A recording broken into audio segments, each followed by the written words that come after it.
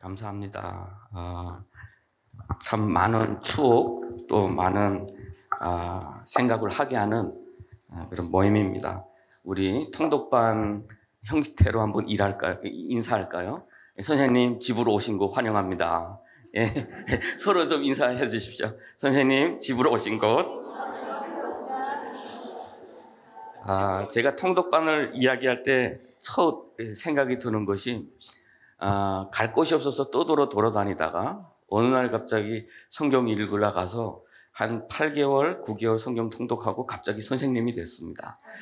선생님이 되어서 우리가 파송받고 나오는 길에 그 베이징에 들렸는데 여러 명이 같이 지금 식사를 해요. 조선독 식당에. 서로가 선생님 하면서 이렇게 같이 밥을 먹는데 주변 사람들이 다 이상하게 보고 있더라고요. 어떻게 보면 우리 최강 목사님들 우리에게 하셨던 이야기가 있죠. 우리 늘 통독반마다 하시는 이야기가 있는데, 여러분들 손을 내보내십시오. 여기에, 무엇이 잡힙니까? 뭐 이렇게, 그렇게 하는데, 그렇게 훈련받고 나면 다 특징이 하나씩 생겨요. 마치 이 지구가 자기 주머니 있는 것처럼 다 교만해집니다. 이 교만해진 거는 좀 통제하기가 좀 힘들어져요. 많은 분들이 우리 통독반에 대해서 오해를 많이 하셨어요. 왜냐하면 통독반은 다 교만하다라고 해요. 다 교만하다. 그런데 제가 가만히 생각해 보면 교만한 것이 주눅등보다 낫고, 어떻게 보면 좌절한 사람보다 낫다. 좌절한 사람이 일으켜 세우는 것보다 교만한 사람 교정하는 것이 더 빠르다. 우리 하나님께서 교만한 건 잘 교정하시거든요. 우리 홈커밍 데이라고 이렇게 이름을 했습니다.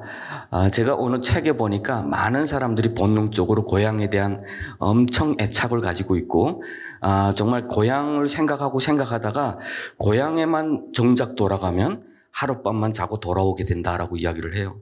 그게 왜냐하면 고향에 돌아갔는데 사람들이 생각하는 그 고향은 어릴 때 부모님과 뭐 누나와 형과 관계 맺는 사람들과 동네 형들과 누나들 뭐 다 포함해서 고향이에요.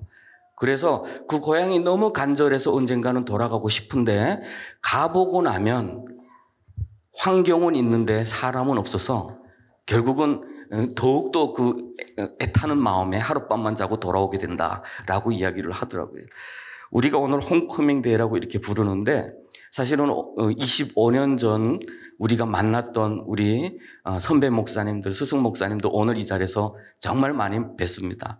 그러면서 느껴졌던 것이 우리의 참된 집이라고 하는 것은 결국은 이 아름다운 교제 가운데 있구나라고 하는 것.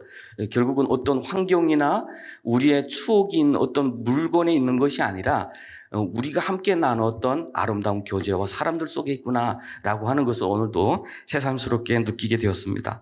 특별히 오늘 말씀해 보면은 5절에 보면 너희가 첫날부터 이제까지 복음을 위한 일에 참여하고 있기 때문이라라고 하는데 그 참여하다라는 단어가 코이노니아라고 이렇게 사용을 하고 있어요. 교제 가운데. 그래서 우리가 통독반이라고 하는 이 아름다운 교제 가운데 우리 하나님께서 늘 함께하여 주실 줄로 믿습니다. 저는 98년도부터 시작해서 기억에 떠오르는 게 제가 어제 와서부터 쭉 생각해 봤어요. 내가 갔던 곳, 내가 지나왔던 그 통독반의 그 현장들을 쭉 이렇게 돌이켜 봤습니다. 처음에는 돌공장에서 일하다가 어떤 분들이 저를 데리러 와서 학교 가자고 해서 사실은 따라 나섰는데 갔던 것이 길림의 장화루라고 하는 것이었어요. 그곳에 갔더니 여러 명의 우리 탈북민들이 함께 있었고 나는 거기가 기숙사인 줄 알았습니다. 그래서 학교는 어디냐 물어봤더니 여기가 학교라고 그래서 그날이 사실은 속았다 생각하고 다음날 돌아가리라 이렇게 생각을 했어요. 여기에 온 우리 우리 선생님이 있는데 다음날 갈까라고 이야기를 했었습니다. 그랬더니 자기는 안 가겠대요. 여기 있겠대요. 그래서 그럼 나도 조금 있어 봐야 되겠다라고 하다가 결국은 예수 믿게 되었고요. 그리고 거기서 출발해서 청도라고 하는 곳에 갔습니다. 거기는 찐두화웬이라고 불렀어요. 제가 기억력이 참 좋은 것 같아요. 한 10일 정도 있었는데 그곳에서 있다가 찐안에 갔는데 거기는 산둥따쉐 뚱몬이라고 하는 곳에서 있었습니다. 그래서 거기서 있다가 또 다시 우리 쫑조라고 갔는데 항하이시루라고 하는 곳에 갔어요. 항하이시루. 제가 체포되기 전에, 중국 감옥에 체포되기 전에 쫑조에 갔었습니다. 너무 저에게는 기억에 남는 것이에요. 어떻게 보면 인격적으로 주님을 만난 것이고 사명에 뜨거웠던 것이고 함께 있던 좋은 형제들과 정말 사랑의 교제를 나눴던 것이기 때문에 제가 그곳에 가서 제가 살던 곳을 찾아서 이렇게 쭉 봤는데 중국은 하도 많이 바뀌어서 결국은 거기에 큰 길이 나와졌더라고요. 그래서 찾질 못하고 여기가 우리가 있었던 곳이겠다라고 생각을 했는데 그때도 사실은 아쉬웠어요. 그때 함께 파송받았던 많은 친구들이 여기 없구나라는 그런 생각 때문에 아쉬웠죠. 그리고 2기 때는 우리가 저쪽 쓰촨성 청두라는 곳에 갔는데 거기는 우리 청두 말로 베이마스라고 하는 것이었죠. 그것에서 성경 통독을 하면서 한 9개월 동안 예수님을 믿고 이렇게 또 파송되고 또 헤어지고 만나고라는 그런 많은 시간들을 겪어왔습니다. 그러다가 2001년도 6월이죠. 어떻게 보면 우리 통독반이 끝나는 날 같이 보였던 그런 시간이었습니다. 중국 공안에서 다 체포되고 어제도 그런 이야기를 나누다 보니까 70여 명이 강제적으로 북송당할 때 우리 교회에 나오는 형제도 같이 북송됐던 친구가 있더라고요. 그래서 그곳에서 일어나는 일들, 어떤 선생들이 예수 믿는 사람들 일어나라 보라 할 때 일어났고 어떤 사람들은 또 거기서 어려움을 겪었고라는 이야기들을 이렇게 또 다시 듣게 되었습니다.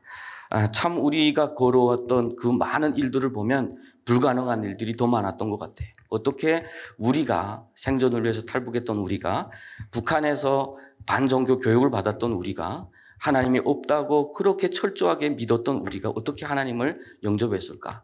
어떻게 하나님을 영접하고 하나님을 구주로 고백했을까? 또 어떻게 저 나라, 저 민족을 위해서 목숨 바쳐 순교하겠습니다라는 그런 고백 가운데 신앙생활을 했을까라는 그런 생각을 많이 해봅니다. 지금도 돌이켜보면 그때가 가장 행복하지 않았을까라는 생각을 해요. 어떻게 보면 청년기에 갈 곳이 없고 어디 가서 일해도 돈을 못 벌고 그래서 피하고 가다 보니까 그 통독반이었는데 사실은 우리에게 누군가가 자유를 주겠다, 돈을 주겠다 했으면 뛰쳐나왔을 그 통독반이었어요. 그래서 갇혀서 청년의 시대에 창문을 바라보면 정말 이렇게 번성하는 그 중국의 환경을 바라보면서 우리는 성경 속에서 밖에 나갈 때도 함부로 나가지 못해서 2명씩 나가서 기다리고 2명씩 나가서 그리고 일주일 내내 갇혀서 성경 읽고 기도하고 그랬던 시간이 지금 돌이켜보면 우리 인생의 가장 소중한 시간이었고 아름다운 시간이었구나라는 그런 생각을 해봅니다. 우리 여기에 이기생 우리 최현 목사님도 계시지만 우리 그 통독반에는 크게 우리가 이렇게 그 감사의 시를 적어 놓았던 것이 있어요. 그것은 우리가 성경 공부하면서 한국에서 보내온 책을 보다가 야, 이 시 너무 좋다 해서 적어 놨는데 아직까지 기억에 떠오르는 2가지 감사가 있는데 하나는 울며 빵을 먹게 해주셔서 감사합니다. 그래서 우리가 배고픈 자들의 아픔을 알 수 있기 때문입니다. 라고 하는 것과 불의한 시대에 태어나게 하셔서 감사합니다. 그래서 하나님의 의가 드러나기 때문입니다. 라는 그런 감사시였어요. 지금도 그 사진을 가만히 들여다보면요. 그 감사시를 붙여놓은 그 주변에 곰팡이가 따닥따닥 폈습니다. 습기가 많은 그 지역, 에어컨도 없고 그러다 보니까 그 일주일에 한 번씩 이 바닥을 드러내면 종이 박스를 밑에다 깔아놨는데 푹 젖을 정도로 습기가 많은 땅이었어요. 그럼에도 불구하고 감사시를 붙여놓고 우리는 생각이 그렇게 많지 않았어요. 그냥 복잡하지도 않았어요. 소득에 대해서 생각해 보지 않았어요. 미래에 대해서 생각해 보지 않았어요. 노후에 대해서 생각해 보지 않았어요. 거기서 그냥 감사했던 것 같아요. 참 그때가 우리 인생에서는 가장 어떻게 보면 고생 땅과 같은 것, 하나님께서 먹이시고 입히신 그런 것, 우리의 신앙이 성장했고 우리의 꿈이 자라났던 그런 것이 아니었을까라는 그런 생각을 합니다. 물론 늘 그런 시간은 있었던 건 아니죠. 우리가 파송돼서 일하면서 우리 1기 파송해서부터 시작해서 늘 우리 곁을 떠나는 순교자들이 많았습니다. 어제도 제가 한번 쭉 이름들을 생각을 해봤어요. 제 속에 떠오르는 사람들 이름만 많았습니다. 수십여 명이 되는데 참 그런 분들이 저 북녘 땅에서 순교를 많이 당했고 지금도 아마도 정치범죄에서 끌려가서 살고 있는 분들도 있을지도 모르겠어요. 또 그 가족 때문에 그 순교자를 둔 가족 때문에 지금도 탄광에서 또 쫓겨다니면서 그 고통당하는 사람들이 있을지도 모르겠어요. 뭐 이것에 대한 해석은 많습니다. 어떤 분들은 그렇게 젊은 사람들을 왜 그렇게 죽게 만들었습니까? 라고 하는 분들도 꽤 많더라고요. 그래서 그런 분들한테 제가 이야기를 했어요. 당신들이 얼마나 북한을 아느냐. 당신들이 얼마나 북한을 사랑하느냐. 그런 많은 고통과 아픔의 시간을 사실은 걸어서 지금까지 왔습니다. 그런데 지금 와서 보니까 이 또한 우리 하나님께서 인도하셨구나라고 하는 것을 볼 수가 있었습니다. 사방으로 우겨쌈을 당하는 것 같은데 쌓이지 않고 이렇게 곳곳에서 하나님의 일꾼으로 세워지고 교회가 세워지고 북한 선교가 준비되고 있는 모습을 보면서 하나님은 멈추지 않고 일하셨다라는 그런 고백을 할 수밖에 없습니다. 그래서 우리 안에 착한 일을 시작하신 이가 그리스도의 날까지 이루실 줄을 우리는 다시 한번 확신하게 됩니다. 그날은 아마도 북한에 무너진 교회가 다시 세워지는 날일 것입니다. 그날은 아마도 우리 순교자님들이 흘렸던 그 피 흘린 자리가 거룩한 자리가 되고 하나님 앞에 영광 올리는 그런 자리가 될 것입니다. 저는 처음에 우리 최강 목사님을 만나서 성경을 읽기 시작을 하면서 참 갈등이 많았던 사람이에요. 특별히 저는 그렇습니다. 저는 스타일도 우리 목사님하고 다릅니다. 우리 목사님과 다르고 우리 목사님 일하는 방식이 제일 마음에 안 들었던 사람 중에 한 명입니다.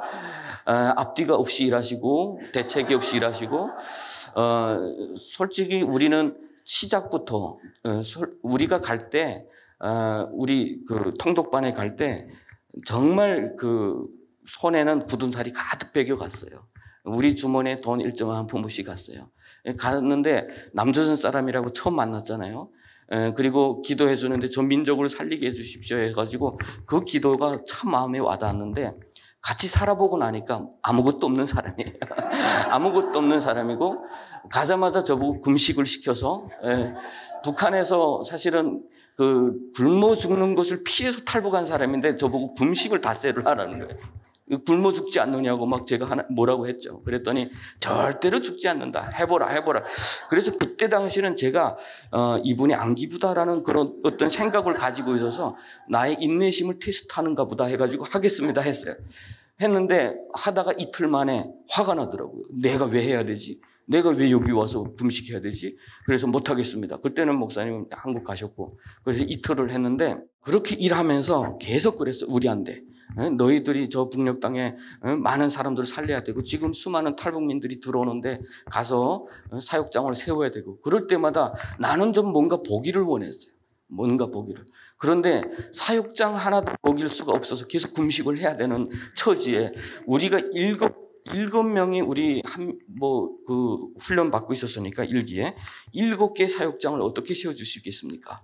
라고 하는 것에 하나님이 하신다. 참 그것에 참 그리고 그것을 좀 물어볼 때마다 네가 좀 영적으로 뭐가 부족하거나 기도하자, 금식하자 뭐 이런 걸로 해결을 하시니까 참 그런 부분이 이번에도 제목이 이래서 조금 부담스러운 마음으로 이렇게 오기는 왔습니다. 그런데 지금까지 고백하는 것은 우리 하나님께서 우리 최강 목사님 사랑하셨고 지금까지 큰일을 하셨다라고 하는 것이죠. 우리는 서로 모르는 사이에서 만났습니다. 우리 최강 목사님 우리 탈북민에 대해서 이해하고 온 것도 아니고 또 우리는 우리 남한 사람에 대해서 이해해서 만난 건 아니었어요. 남한 사람이 볼 때 우리는 빨갱이고 우리가 볼 때 남한 사람은 안기부예요. 항상 우리는 그렇게 교육을 받았어요. 그런 가운데서 우리가 만나서 함께 먹고 함께 살고 함께 예수 믿고 함께 울었고 함께 사명 가운데 세워졌다라고 하는 것은 하나님의 은혜가 아니면 불가능했습니다. 지금 생각해도 그래요. 서로가 서로 품는다는 게 얼마나 힘든 일이겠습니까? 우리 언어 하나만도 서로가 저는 이제 대한민국에 와서 이제는 한 10년 차 됐는데 아직까지도 북한 스타일로 저에게 다가오는 사람에게는 살짝 거부감이 이렇게 들 때가 있어요. 그런데 우리 그 당시에 우리 최강 목사님은 얼마나 스트레스 받았을까라고 하는 것이 요즘에 너무 체감이 되는 거죠. 그 당시 우리의 언어 쌀 없습니다. 쌀 사오시오. 딱 이렇게 그 종이 없습니다. 종이 사오시오. 막 이렇게 명령을 하는데 목사님이 처음에는 그것에 대해서 그래 없어 다 받아줬어요. 근데 조금 이제 관계가 이렇게 하니까 그다음부터 화를 내시더라고요. 하시오 하지 마시오. 막 이렇게 해가지고 그래서 이런 문화 충격, 우리가 서로 만날 때 우리는 서로 완전히 다른 사람이에요.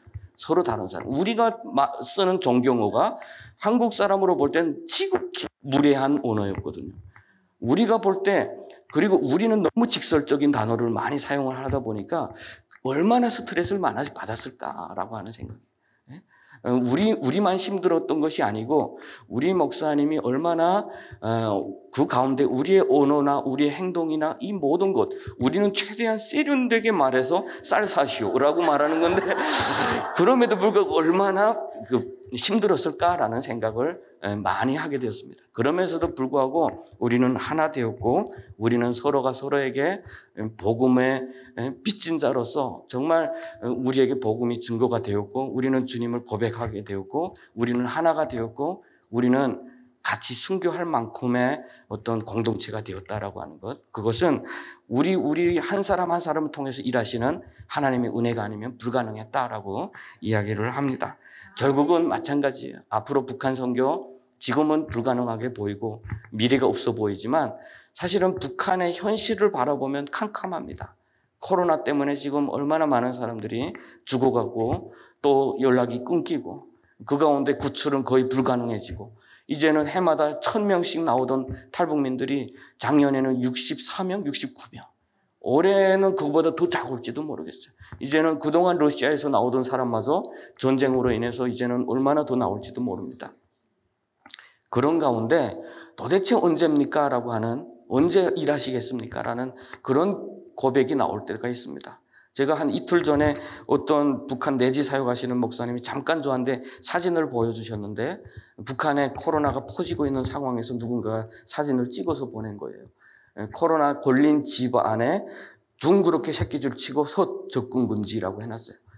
통제가 그들을 향한 그 통제가 그냥 새끼줄을 쳐놓고 접근 금지예요. 과거에 조선시대에 역병이 걸렸을 때 통제하는 꼭 그런 방법이었어요.